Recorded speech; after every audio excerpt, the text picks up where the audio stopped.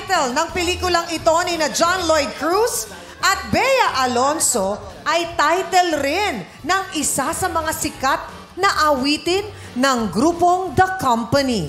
Kids, camera, action! Betsy, teka lang! May gusto pa akong sabihin sa'yo! Bahala sa buhay mo! Ayaw na makinig sa'yo! Teka lang, importante to, Betsy! Makinig ka muna!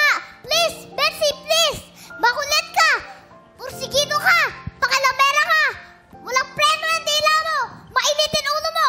Kung minsan, nakakainis ka na! Gusto mo ba tayo masaktan? Ha? Teka lang kasi! Patapusin mo muna ako! Importante to, Betsy! Dahil ganyan ka, may na-realize ako. Betsy, mahal na mahal kita. Kahit ano mang mangyari, ayoko mag-iiba ka. Magsalita ka naman, oh. Nagmumukha na akong ewan dito, eh. Ano ulit sinabi mo? Narinig mo na, eh. Papaulit mo pa. Mahal na mahal kita!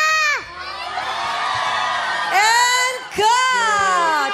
Yun naman pala, narinig naman daw. Palapakan natin si Argus at si Kelsey. Pinapaulit pa, narinig naman pala eh. Ang galing. Pwede na kayo sumagot in 3, 2, 1, action! Ogie and MC. Now that I have you. Now that I have you. Walang magsisteal?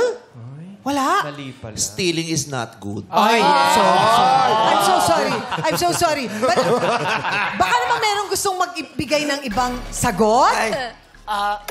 O, di ba? Lumubog, pitit. Kamay lang yun. Hindi lumubog. Anong ibang pwedeng maging sagot? Now that I leave you.